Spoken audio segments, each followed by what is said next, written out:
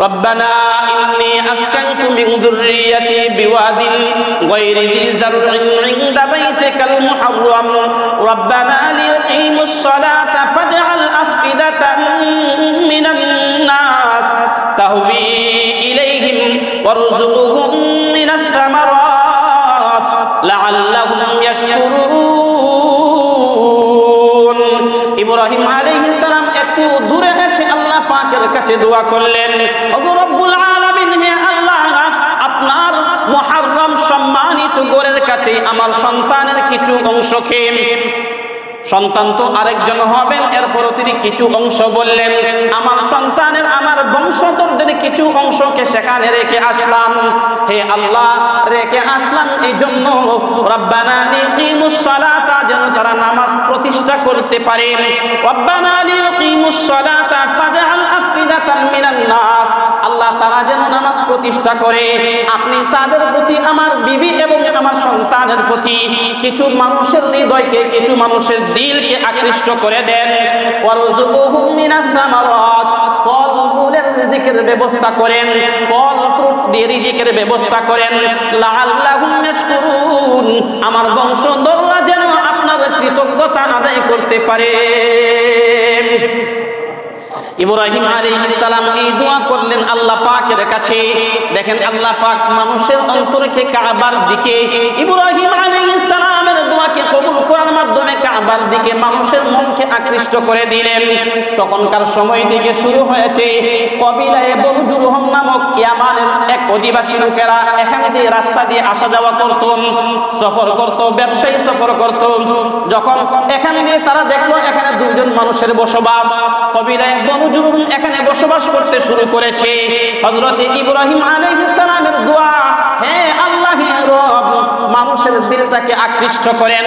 গরিব মানুষ যাইতে পারবে না, কিন্তু আকাঙ্ক্ষা পোষণ করে, ওগো রব্বুল আলামিন, আমি আপনার খানায়ে কাবায় যেতে চাই। মানুষের দিলের ভিতরে আল্লাহ পাক এই খানায়ে কাবার এক আকর্ষণ, এক চুম্বন পয়দা করে দিয়েছেন। মানুষ যেখানেই থাকুক না কেন, কাবার প্রতি তার টান, কাবার প্রতি তার আকর্ষণ, কাবার প্রতি তার মহব্বত, ভালোবাসা রয়েছে। কিন্তু সবার না। আর ইব্রাহিম আলাইহিস সালাম সবার জন্যই দোয়া করেন নাই। ইব্রাহিম বলেছিলেন ফাজআল আফইদাতাম মিনান নাস, আল্লাহ কিছু মানুষের হৃদয়টাকে এর প্রতি আকৃষ্ট করেন। সব মানুষের হৃদয় আকৃষ্ট হবে না, বেঈমানদের হৃদয় আকৃষ্ট হবে না, মুশরিকদের হৃদয় আকৃষ্ট হবে না, ইহুদিদের হৃদয় আকৃষ্ট হবে না, খ্রিস্টানদের হৃদয় আকৃষ্ট হবে না, মুসলিম নামক নাস্তিকদের হৃদয় আকৃষ্ট হবে না, সকল মুসলিমের হৃদয় আকৃষ্ট হবে না। হ্যাঁ, ইব্রাহিম আলাইহিস সালামের দোয়া যাদের বেলায় আল্লাহ কবুল করেছেন, তাদের হৃদয় মক্কায় যেতে না পারলেও মক্কার প্রতি আকৃষ্ট হয়ে থাকে।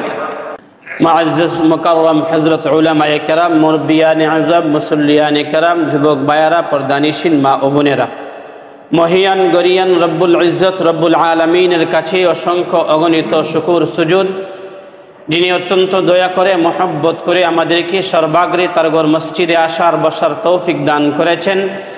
এজন্য কালিমাতুশ শুকুর সুজুদ আদায়ের লক্ষ্যে অন্তরস্থল থেকে পাঠ করছি আলহামদুলিল্লাহ। কোরআনুল কারীমের 4 নম্বর পারার 1 নম্বর পৃষ্ঠার একটি আয়াত তেলাওয়াত করা হয়েছে। রাসূল করিম সাল্লাল্লাহু আলাইহি ওয়াসাল্লামের হাদিসের ভান্ডার সমূহ থেকে একখানা হাদিসও পাঠ করা হয়েছে।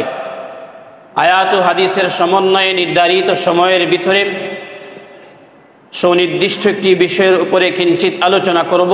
আল্লাহ তাআলা আমাকে ইখলাসের সহিত কথা বলার, সবাইকে সহিহ আমলের নিয়তে শোনার তৌফিক দেন। সকলে বলি আমিন। আল্লাহ পাক রব্বুল আলামিন ইব্রাহিম আলাইহিস সালামকে মুক্তাদা বিহি বানিয়েছেন, ইমাম বানিয়েছেন। পরীক্ষার অনেকগুলি মারহালা, অনেকগুলি স্তরে তিনি উপনীত হওয়ার পর, উন্নীত হওয়ার পর, যাচাই বাছাই তিনি একবারে পারফেক্ট হওয়ার পর আল্লাহ পাক তাকে ইমাম বানিয়েছেন, মুক্তাদা বিহি বানিয়েছেন। কিন্তু এর মাধ্যমে রব্বুল আলামিন, রব্বুল ইজ্জত উম্মতে মুহাম্মাদের জন্য, বিশেষ করে এই পৃথিবীবাসীর জন্য এই খানায়ে কাবাকে, যেটা হযরত ইব্রাহিম আলাইহিস সালামের জন্য পরীক্ষা, আর পৃথিবীবাসীর জন্য আল্লাহ পাক খানায়ে কাবাকে পুনরায় নির্মাণ করেন। হযরত ইব্রাহিম আলাইহিস সালামের একটি পরীক্ষা ছিল, তিনি মিশরে গিয়েছিলেন, মিশর থেকে আসলেন, হাজারা আলাইহিস সালামের সাথে বিবাহ হলো। বিবাহ হওয়ার পর তার গর্ভে সন্তান জন্মগ্রহণ করে, সন্তানের নাম রাখা হলো ইসমাইল, জবিহুল্লাহ ইসমাইল আলাইহিস সালাম। ইসমাইল আলাইহিস সালাম জন্মগ্রহণ করার পর রব্বুল আলামিন নির্দেশ দিলেন, হে ইব্রাহিম, ইসমাইলকে এবং তার জননী সহ মরু প্রান্তরে আপনি রেখে আসেন, যেখানে হযরত জিবরিল আলাইহিস সালাম নির্দেশ দিবে সেখানেই রেখে আসেন। সুদূর ফিলিস্তিনের কেনান বাইতুল মুকাদ্দাস এরিয়া থেকে তিনি তখন সেখানে বসবাস করেন। এখান থেকে তার সন্তান এবং তার স্ত্রী সহ তিনি এই একবারে খানে কাবা, যেখানে বর্তমানে কাবা রয়েছে, সেটা তখন মরুভূমি ছিল, সেখানে গিয়ে উপস্থিত হন। উপস্থিত হওয়ার পর জিবরিল আলাইহিস সালামের নির্দেশে জিবরিল আলাইহিস সালাম বলেন, আপনি এখানে অবতরণ হন, এখানে অবতীর্ণ হন এবং আপনার বাচ্চাকে এখানে রাখেন, আপনার এই আহলিয়াকেও এখানে রাখেন। হযরত ইব্রাহিম আলাইহিস সালাম তার সন্তানকে এখানে রেখে তিনি চলে আসবেন। এই মুহূর্তে হাজারা আলাইহিস সালাম তিনি দৌড়িয়ে আসলেন, এসে কেঁদে কেঁদে জিজ্ঞাসা করলেন, হে প্রাণপ্রিয় স্বামী, আপনি আমাকে এখানে কেন রেখে যাচ্ছেন? কি অন্যায়, কি অপরাধ করেছি, কি দোষ করেছি? এখানে গাছপালা তরুলতা কোনো মানুষ নাই, এখানে আপনি আমাকে কেন রেখে যাচ্ছেন? কিসের জন্য আমাকে এই শাস্তি দিচ্ছেন? হাদিসের ভাষ্য নবী সাল্লাল্লাহু আলাইহি ওয়াসাল্লাম বলেন, বিবি হাজারা আলাইহিস সালাম যখন জিজ্ঞাসা করলেন, তখন বারবার, বিশেষ করে 3 বার জিজ্ঞাসা করার পর হযরত ইব্রাহিম আলাইহিস সালামকে বিবি হাজারাই জিজ্ঞাসা করলেন, আপনি কি এই কাজটা আল্লাহ পাকের নির্দেশে, আল্লাহ পাকের হুকুমেই করেছেন? হযরত ইব্রাহিম আলাইহিস সালাম মাথা নাড়া দিয়ে, মাথা উঁচু করে বললেন, হ্যাঁ, আমি এই কাজটা আল্লাহ পাকের নির্দেশেই করেছি। তখন হাজারা আলাইহিস সালাম বললেন যে যদি এটাই আপনি আল্লাহ পাকের হুকুমেই আর নির্দেশেই করে থাকেন, তাহলে আল্লাহ পাক আমাদেরকে কখনো ধ্বংস করবেন না। হযরত ইব্রাহিম আলাইহিস সালাম সেখান থেকে চলে আসলেন। যখন সন্তান আড়াল হয়ে গেল, বিবি সহ সন্তান যখন আড়াল হয়ে গেল, দূরে এসে খানে কাবার দিকে রুখ করে, এর মানে হলো তিনি তখনও জানতেন যে এখানে খানে কাবা আছে। এখানে তো খানে কাবা আল্লাহ পাক সৃষ্টি করেছেন। খানে কাবা কখন সৃষ্টি হয়েছে? হাদিসে আসছে আদম আলাইহিস সালামকে বলা হয়েছে, হে আদম, আপনি এই খানে কাবার ভিত্তি স্থাপন করেন, খানে কাবা নির্মাণ করেন। আদম আলাইহিস সালাম খানে কাবা নির্মাণ করলেন। আদম আলাইহিস সালাম খানে কাবার তওয়াফ করলেন, হজ করলেন। তখন ফেরেশতারা আদম আলাইহিস সালামকে বললেন, হে আদম, আপনার সৃষ্টির 2000 বছর পূর্বেই আমরা এই খানে কাবার তওয়াফ করেছি। আরেক হাদিসে আছে, যখন আল্লাহ পাক দুনিয়া বানাবেন, পৃথিবী বানাবেন, এই পুরাটা পৃথিবী, বিশেষ করে তাফসিরে মাজহারিতে এই বর্ণনাটা আনা হয়েছে, পুরাটা পৃথিবী শুধু পানি আর পানি ছিল। এই পানির উপরেই একটু অংশ বেশে ছিল, এই স্থানটা হলো খানে কাবার জায়গা। ওই হাদিসের শেষাংশে লেখা হয়, আল্লাহ পাক পৃথিবী সৃষ্টির 2000 বছর পূর্বেই খানে কাবার ভিত্তি সৃষ্টি করে রেখেছেন। তাহলে আদম সৃষ্টির 2000 বছর পূর্বে, পৃথিবী সৃষ্টির 2000 বছর পূর্বেই আল্লাহ খানে কাবা সৃষ্টি করে রেখেছেন ফেরেশতাদের মাধ্যমে। যখন আদম আলাইহিস সালাম দুনিয়ায় আসলেন, আগমন করলেন, আল্লাহ পাক নির্দেশ দিলেন, এই ভিত্তি স্থাপনের উপরেই আপনি খানে কাবা নির্মাণ করেন। আদম আলাইহিস সালাম নির্মাণ করলেন, কিছুটা হযরত ইদ্রিস আলাইহিস সালামও করলেন। শেষ পর্যন্ত হযরতে নূহ আলাইহিস সালামের প্লাবনের সময়ে, বন্যার সময়ে এই খানে কাবার 2 বর্ণনা, হয়তো ধ্বংস হয়ে গিয়েছিল অথবা আল্লাহ পাক এটাকে উপরে উঠিয়ে নিয়ে গিয়েছিলেন। হযরতে নূহ আলাইহিস সালামের প্লাবনের সময় এটা মিটিয়ে দেওয়া হয়েছে অথবা উপরে উঠিয়ে নেওয়া হয়েছে। এই জন্য হযরতে ইব্রাহিম আলাইহিস সালাম, নূহ আলাইহিস সালামের পরবর্তী নবী ইব্রাহিম আলাইহিস সালাম যখন সন্তানকে সেখানে রেখে আসেন, তখন এখানে খানে কাবা নাই, তখন সেখানে জমজম কূপ নাই, তখন সেখানে এই যা কিছু দেখতেছি কোনো কিছুই সেখানে নাই। এটা একটা মরুভূমি, না গাছপালা তরুলতা আছে, না কোনো মানুষ আছে। হযরত ইব্রাহিম আলাইহিস সালাম হয়তোবা ওহীর মাধ্যমে জানতে পেরেছিলেন যে এখানে আল্লাহ পাকের ঘর রয়েছে। এই জন্য তিনি একটু দূরে এসে, যেখানে আসলে পরে আর তার সন্তান আর তার বিবি তাকে দেখবে না, এখানে এসে দাঁড়িয়ে ঘরের দিকে রুখ করে, খানায়ে কাবার দিকে রুখ করে মুখ করে হযরত ইব্রাহিম আলাইহিস সালাম দোয়া করলেন, রব্বানা ইন্নী আসকানতু মিন যুররিয়াতি বিওয়াদিন গায়রি যী যারউন ইনদা বাইতিকাল মুহাররাম রব্বানা লিয়ুকিমুস সালাতা ফাজআল আফইদাতাম মিনান নাস তাহওয়ি ইলাইহিম ওয়ারযুকহুম মিনাস সামারাত লাআল্লাহুম ইয়াশকুরুন। ইব্রাহিম আলাইহিস সালাম একটু দূরে এসে আল্লাহ পাকের কাছে দোয়া করলেন, ওগো রব্বুল আলামিন, হে আল্লাহ, আপনার মুহাররম সম্মানিত ঘরের কাছে আমার সন্তানের কিছু অংশকে, সন্তান তো আরেকজন হবেন, এরপরও তিনি কিছু অংশ বললেন, আমার সন্তানের, আমার বংশধরদের কিছু অংশকে সেখানে রেখে আসলাম।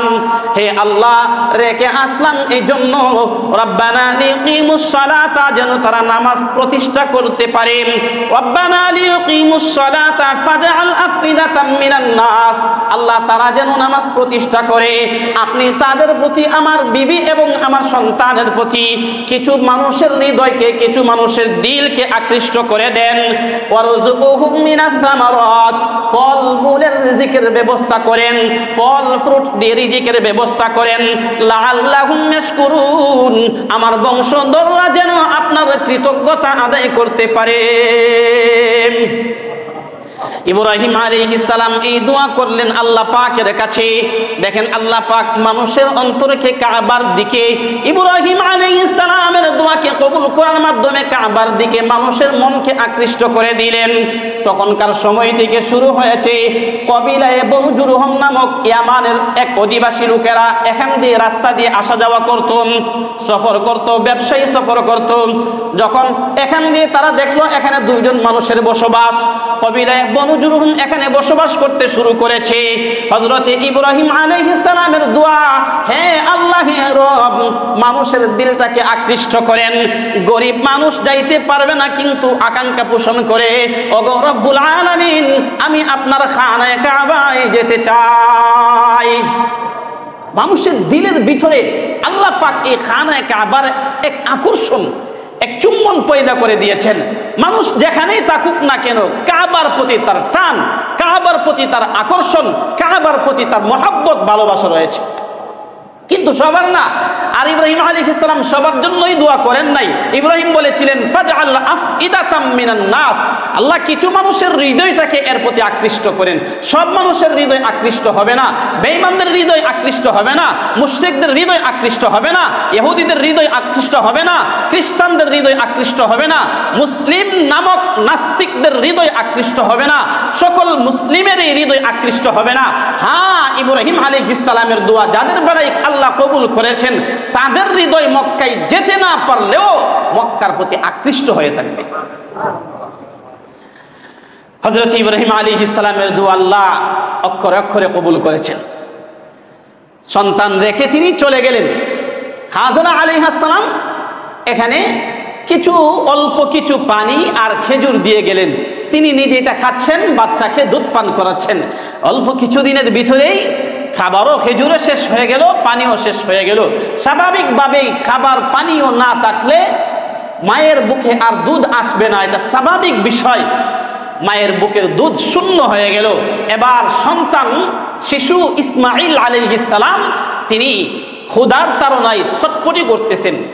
এই দৃশ্য মা কেমনে সহ্য করবে? মা সহ্য করতে না পেরে হযরত ইসমাঈলকে যেখানে নিয়ে বসা ছিলেন সেখানেই রেখে তিনি গেলেন সফা যে নামক পাহাড়টা রয়েছে, সফা নামক পাহাড়ের উপরে গেলেন। পাহাড়ের উপরে কেন গেলেন? জমজম কূপটা যেখানে অবস্থিত সেখানে সন্তান শিশু ইসমাঈল ছিল। এখান থেকে পাহাড়ের উপরে এই উদ্দেশ্যে গেলেন, দেখি গিয়ে কোনো মানুষ পাওয়া যায় কিনা। যদি মানুষ চোখে আসে, মানুষ চোখে পড়ে, তাহলে তো মানুষের সন্ধান পাইলে পানির সন্ধান পাওয়া যাবে, খাবারের সন্ধান পাওয়া যাবে, কোনো মানুষ পাওয়া যায় কিনা দেখি। তিনি এই সফা পাহাড়ে গিয়ে উঠলেন। উঠে গিয়ে চতুর্দিকে তাকিয়ে দেখেন কোনো মানুষের কোনো সন্ধান নাই। ওই পাহাড় থেকে আবার আরেকটা পাহাড় দেখা যাচ্ছে। সেই পাহাড়ের নাম আল্লাহ কুরআনুল কারীমে বলেছেন, ইন্নাস সফা ওয়াল মারওয়াতা মিন শাআইরিল্লাহ। সফা থেকে মারওয়া পাহাড় দেখলেন। মারওয়া পাহাড়ে তিনি দূর থেকে ভাবছেন মনে হয় মারওয়া পাহাড়ে গেলে মরীচিকার মতো পানি ভাসমান দেখা যাচ্ছে, হয়তো আমি মারওয়া পাহাড়ে গেলে পানির কোনো সন্ধান পাবো। এই জন্য সফা থেকে আবার তিনি মারওয়াতে আসলেন। মারওয়াতে আসার পরও দেখলেন যে না, কোনো পানির ব্যবস্থা নাই, কোনো মানুষের কোনো সন্ধান নাই। আবার ভাবতেছেন আমার সন্তানের যে হালত, আমার সন্তানের যে অবস্থা, সন্তান মারা যায় কিনা।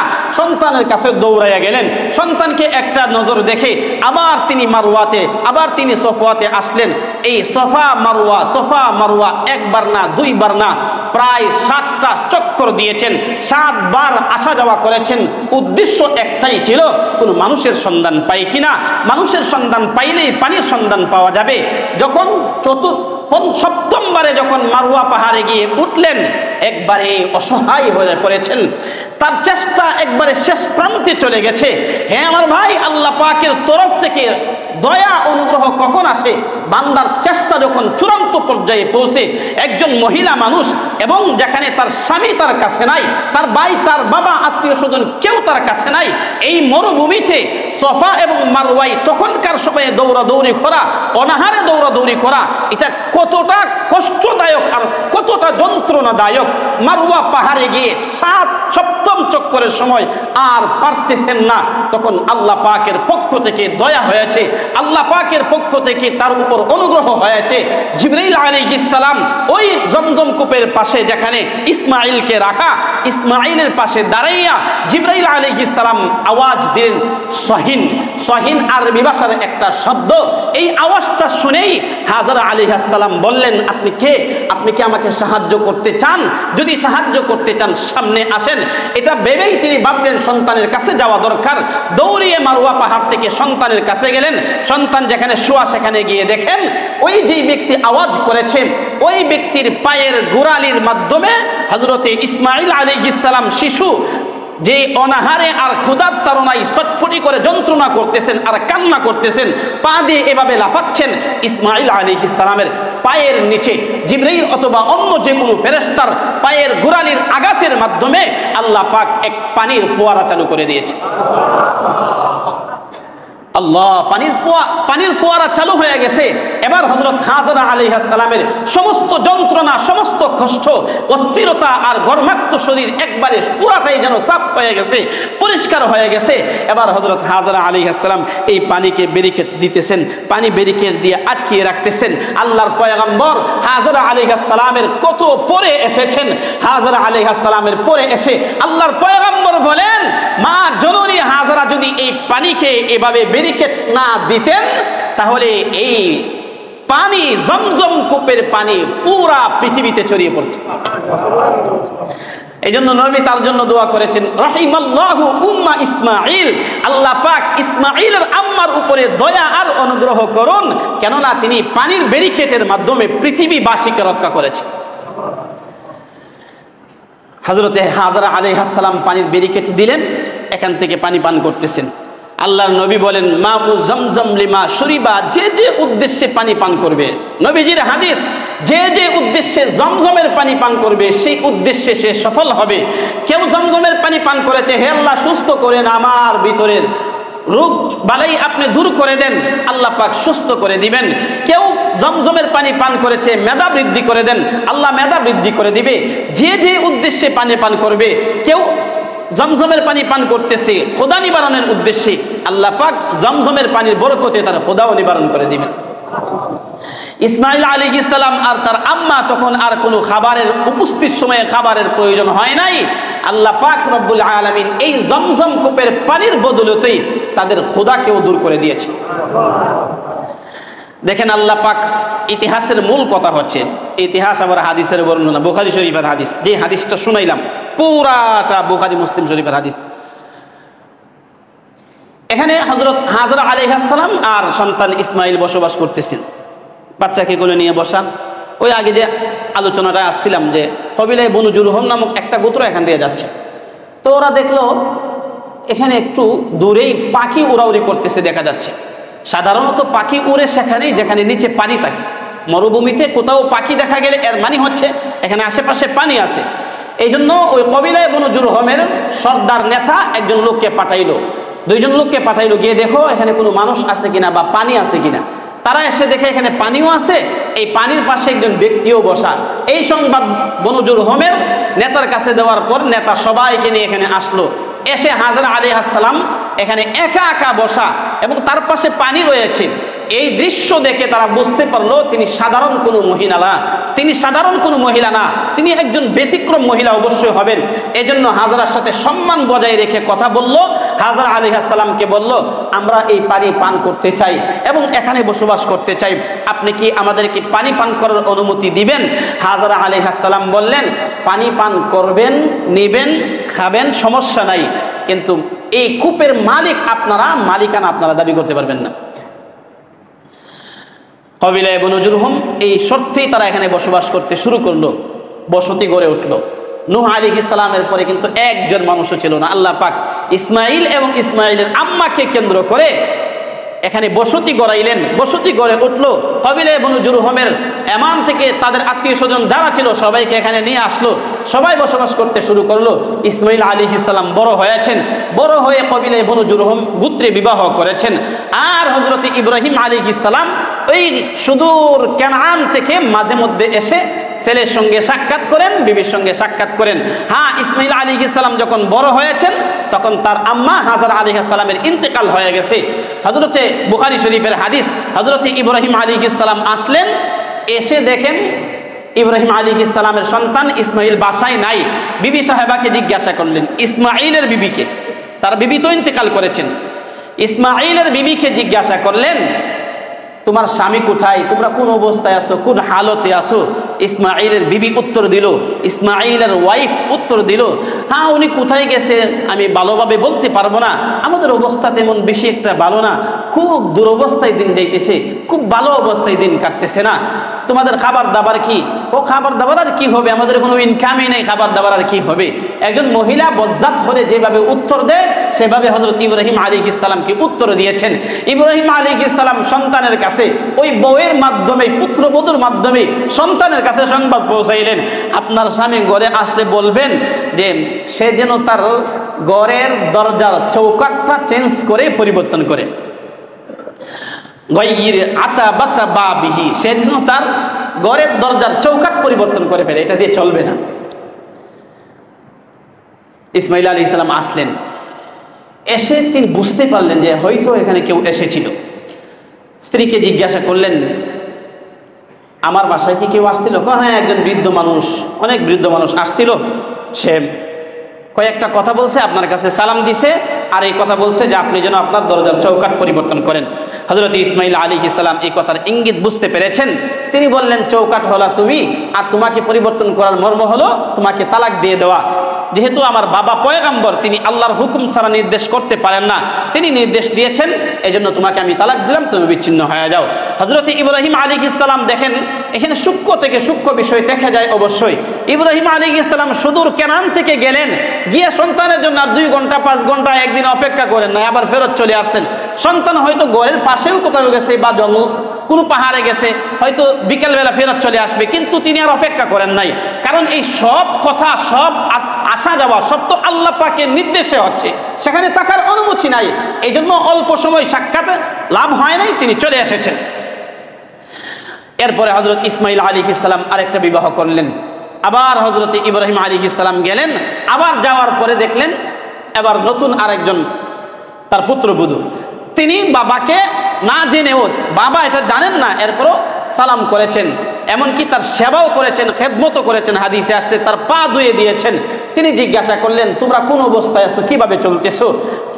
হযরত ইসমাইল আলাইহিস সালামের স্ত্রী আহলিয়া বললেন, আলহামদুলিল্লাহ, আমরা অনেক ভালো আছি। তোমাদের খাবার দাবার কি? আমাদের খাবার দাবার হলো, আমাদের খাবার দাবারে ফল ফ্রুট আছে, পানীয় আছে এবং গোশতও আছে। আসলে কিন্তু সবকিছু নাই, কিন্তু কথা হলো অন্যের কাছে আমার স্বামীকে ছোট করব কেন? এটা মহিলাদের বিশেষ একটা গুণ। অন্য আরেকজনের কাছে, আমার বাবার কাছে, আমার ভাইয়ের কাছে আমি আমার স্বামীকে ছোট করব না, এটা মহিলাদের একটা গুণ হয়ে থাকে। তো ইসমাইল আলাইহিস সালামের স্ত্রী বললেন, আমাদের খাদ্যের মধ্যে গোশত রয়েছে, ফল ফ্রুট রয়েছে এবং পানীয় রয়েছে। হযরত ইব্রাহিম আলাইহিস সালাম দোয়া করলেন, আল্লাহ পাক তোমাদের খাবারের মধ্যে আরো বরকত দান করুক। ইব্রাহিম আলাইহিস সালাম এই কথা বলে তার পুত্রবধূ, যে তিনি এই পরিচয় কিন্তু দেন নাই, তিনি বলেছেন সাব্বিত আতাবাতা বাবিক, তোমার স্বামীর কাছে আমার সালাম পৌঁছাবে আর বলবে সে যেন তার দরজার চৌকাঠটাকে অব্যাহত রাখে, এটাকে যেন আর পরিবর্তন না করে। এই দিনও হযরত ইসমাঈল আলাইহিস সালামের সঙ্গে ইব্রাহিমের সাক্ষাৎ হয়নি। হ্যাঁ ভাই, এখানে বোঝা দরকার ইসমাঈল আলাইহিস সালামের স্ত্রী কে?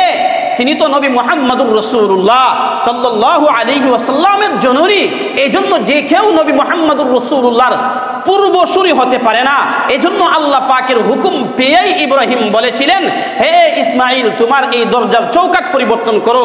এই পুত্রবধূ দিয়ে এই পুত্রবধূর বংশধররা নবী হতে পারবে না, এজন্য তাকে পরিবর্তন করে ফেল।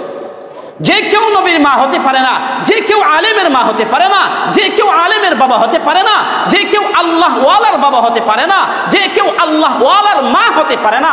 আল্লাহ ওয়ালার মা হওয়ার জন্য মার মধ্যেও সেই কোয়ালিটি থাকা দরকার। আল্লাহ ওয়ালা ছেলে মেয়ের বাবা হওয়ার জন্য বাবার মধ্যেও সেই কোয়ালিটি থাকা দরকার। যে কেউ হতে পারে না। হযরতে হাদিসের ভাষ্য অনুযায়ী হযরত ইব্রাহিম আলাইহিস সালাম দ্বিতীয়বার চলে আসলেন, আবার তৃতীয়বার গেলেন। তৃতীয়বার যাওয়ার পরে গিয়ে দেখেন হযরতে ইসমাঈল আলাইহিস সালাম জমজম কূপের পাশে বসেই তীর বানাচ্ছেন, তীর বানাইতেছেন। ইসমাঈল আলাইহিস সালাম বাবাকে দেখিয়ে দাঁড়িয়ে গেলেন, সালাম করলেন, বাবার সাথে মুআনাকা করলেন। বাবা এবং ছেলের মধ্যে যা যা হতে পারে, যত কথা হতে পারে সব হইল। হওয়ার পরে এবার ইসমাঈল আলাইহিস সালাম বলতেছেন, ইব্রাহিম বলতেছেন, হে আমার পুত্র, হে আমার বৎস, আমাকে আমার রব আদেশ দিয়েছেন আমি যেন খানায়ে কাবার পুনরায় নির্মাণ করি, বাইতুল্লাহ যেন পুনরায় নির্মাণ করি। তুমি কি আমাকে সাহায্য করবে? ইসমাঈল আলাইহিস সালাম বললেন, হ্যাঁ আমি আপনাকে সাহায্য করব, আপনি যেভাবে চাইবেন আমি আপনাকে সেভাবেই সাহায্য করব। হযরতে ইব্রাহিম খলিলুল্লাহ, ইসমাঈল জবিহুল্লাহ, বাপ বেটা দুইজনে মিলে খানায়ে কাবার ভিত্তি যেখানে ছিল আল্লাহ পাক জিবরিলের মাধ্যমে দেখাইয়ে দিলেন এটা খানায়ে কাবার ভিত্তি, সেখানে আপনি ঘর বানান। হযরতে ইব্রাহিম আলাইহিস সালাম পাথর লাগান, দেওয়ালে পাথর লাগাচ্ছেন, আর হযরত ইসমাঈল আলাইহিস সালাম পাথর সংগ্রহ করে কুড়িয়ে এনে যুগালির কাজ করতেছেন। আর দুজনে আল্লাহ পাকের কাছে দোয়া করেন, ওয়া ইয ইয়ারফাউ ইব্রাহিমুল কওয়াইদা মিনাল বাইতি ওয়া ইসমাঈল রাব্বানা তাকাব্বাল মিন্না ইন্নাকা আনতাস সামিউল আলিম। ইব্রাহিম আর ইসমাঈল যখন খানায়ে কাবার ভিত্তি স্থাপন করলেন, খানায়ে কাবা যখন নির্মাণ করেন, তখন দুজন আল্লাহ পাকের কাছে দোয়া করেন, রব্বানা তাকাব্বাল মিন্না, হে আমাদের রব, হে আমাদের প্রতিপালক, হে আল্লাহ, আমাদের তরফ থেকে এই শ্রমকে, আমাদের পক্ষ থেকে এই মেহনতকে আপনি কবুল আর মঞ্জুর করেন, কাজ করেন। আর আল্লাহ পাকের কাছে দোয়া করেন, আমরা এখন মসজিদ দিতে পারলে, মসজিদ বানাইতে পারলে দোয়াও আর করা লাগে না, মসজিদ দিছে আমার 14 গোষ্ঠী জান্নাতে যাইবে গা। আমাদের মনোভাবটা এরকম থাকে। এই জন্য ইমামের আর কোনো মূল্যায়ন নাই, এই জন্য আর মুয়াজ্জিনের কোনো মূল্যায়ন নাই। মসজিদ আমার, মসজিদ আমাদের, আমাদের বাপ দাদারা আমাদের। এখানে ইমাম খালি মসজিদের বিষয় নিয়ে কথা বলবে, বাহিরের বিষয় নিয়ে কথা বলবে কেন, সমাজের বিষয় নিয়ে কথা বলবে কেন? ভাই বাস্তব কথা বলতেছি। গত সপ্তাহে এক জায়গায় দাওয়াতে গিয়েছিলাম, জুমার নামাজের পরে এক ব্যক্তি এসে বলতেছে, হুজুর ইমাম সাহেব বয়ান করবে মসজিদের উন্নয়নের বিষয় নিয়ে, মসজিদের বিষয় নিয়ে, উনি বিবাহতে মেহেদি পরা যাবে কিনা, গায়ে হলুদ দেওয়া যাবে কিনা, সামাজিক বিষয় বিতর্কের বিষয় নিয়ে কথা বলে কেন? আমি বললাম, ভাই মসজিদের মিম্বার থেকে বিতর্কের কথা, এগুলো তো শরীয়ত, তো বিতর্কের কথা না, এগুলো বলবে না তো কি বলবে? মসজিদের মিম্বার থেকে হক কথা আসবে না তো হক কথা কই থেকে আসবে? আমার উপর চড়াও হয়ে গেছে। হ্যাঁ, আপনি খেয়ে আপনি আমার কথার কাউন্টার দিলেন, আপনি আমাকে চিনেন? ভাই এরকম তো কাউন্টার দেওয়ার কি এসে গেছে, আপনি বুঝেন না, আপনাকে বোঝানোর জন্য আমি কথাগুলো বলেছিলাম। তো যে কথাটাই টানলাম যে হযরত ইব্রাহিম আলাইহিস সালাম, ইসমাঈল আলাইহিস সালাম খানায়ে কাবার কাজ করতেছেন, কাজ করেও বঙ্গ হৃদয় নিয়া, বগ্ন হৃদয় নিয়ে আল্লাহ পাকের কাছে বলতেছেন, আল্লাহ আমাদের এই আমলটাকে কবুল করেন, আল্লাহ আমাদের এই আমলটাকে কবুল করেন। হ্যাঁ দোস্ত বুজুর্গ, এখানে বহু ব্যক্তি রয়েছেন, শিক্ষিত মার্জিত ব্যক্তিবর্গরা রয়েছেন। আপনি মসজিদ মাদ্রাসায় এখানে সেখানে দান করতেছেন, এই দানটা এটা আপনার অনুগ্রহ না, মসজিদ নির্মাণ করা এটা আপনার অনুগ্রহ না, বরং মসজিদ নির্মাণ করতে পারাটা এটা আল্লাহ পাকের পক্ষ থেকে আপনার উপরে দয়া। কিন্তু আপনি আল্লাহ পাকের কাছে বলেন, আল্লাহ আপনি আমাকে তৌফিক দিয়েছেন এজন্য দান করতে পেরেছি, আপনি তৌফিক দিয়েছেন এজন্য নির্মাণ করতে পেরেছি, কিন্তু রব আপনি কবুল করেন, আপনি কবুল করেন। যেমন ভাবে ইব্রাহিম আর ইসমাঈল থেকে কবুল করেছিলেন, তেমন ভাবে এটাকে কবুল করেন। ইসমাইল আর ইব্রাহিম আলাইহিস সালাম আল্লাহ পাকের কাছে কবুলিয়তের জন্য দোয়া করতেছেন আর ঘর বানাইতেছেন, ঘর নির্মাণ করতেছেন। হযরতে ইসমাইল আলাইহিস সালাম ইব্রাহিম যখন আর উপরে নাগাল পান না, হযরতে ইব্রাহিম আলাইহিস সালামের জন্য সন্তান একটা পাথর নিয়ে আসলেন। ওই পাথরটার নাম মাকাম ইব্রাহিম। পাথরটার নাম কি ভাই? মাকাম ইব্রাহিম। আল্লাহ পাক রব্বুল আলামিন বলেন, ইন্না আউওয়ালা বাইতিন উদিআ লিন-নাসি লাল্লাযী বিবাক্কাতা মুবারাকান ওয়া হুদাল লিল আলামিন ফীহি আয়াতুম বাইয়িনাতুম মাকামু ইব্রাহিম। এখানে মাকামে ইব্রাহিম আছে। মাকামে ইব্রাহিম বলতে যেই পাথরে দাঁড়াইয়া ইব্রাহিম আলাইহিস সালাম খানায়ে কাবার কাজ করেছিলেন, ওই পাথরে ইব্রাহিমের পায়ের চিহ্ন এখনো পর্যন্ত বিদ্যমান রয়েছে। হযরত ইব্রাহিম আলাইহিস সালাম এর নিচে পায়ের নিচে পাথর দিলেন। পাথর কিন্তু এক জায়গায় অটোমেটিক থাকে নাই, তাফসিরে মাজহারিতে এবং তাফসিরে ইবনে কাসিরে লেখা হয়েছে এই পাথরটা লিফটের মতো চতুর্দিকে খানায়ে কাবার চতুর্দিকে ঘুরতে থেকেছে, চতুর্দিকে ঘুরেছে। হযরত ইব্রাহিম আলাইহিস সালাম পাথরের উপর দাঁড়াইয়া খানায়ে কাবাকে নির্মাণ করলেন, খানায়ে কাবাকে বানাইলেন। এই মাকামে ইব্রাহিমটাকে আলাদা করে এখনো সযত্নে রেখে দেওয়া হয়েছে। এগুলো কেউ না গেলে, ভালোভাবে না দেখলে উপলব্ধি হয় না, কিন্তু এখান থেকে বোঝার বিষয়।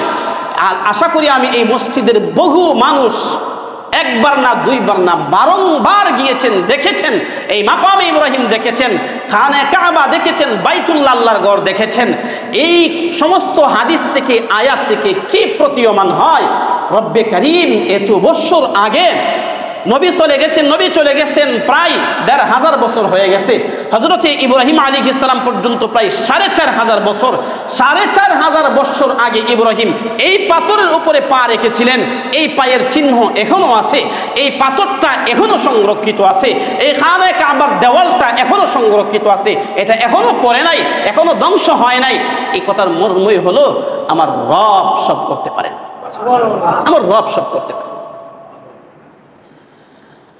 আল্লাহ এই আয়াতের কয়েকটা কথা শুনি। আল্লাহ বলতেছেন এটা প্রথম ঘর, অর্থাৎ দুনিয়াতে আল্লাহ প্রথম ঘর বানিয়েছেন। এটা আউওয়ালা বাইতি উদিআ লিন-নাস লাল্লাযী বিবাক্কা, যাতে বাক্কাই রয়েছে। আহলে আরবরা মক্কাকে অনেক সময় বাক্কা বলে, মিম আর বা এটাকে তারা পার্থক্য করে না। মিম যেখানে আছে এখানে মক্কাকে বাক্কা বলে, মিম অন্য জায়গায় আছে সেখানেও বার উচ্চারণ করে।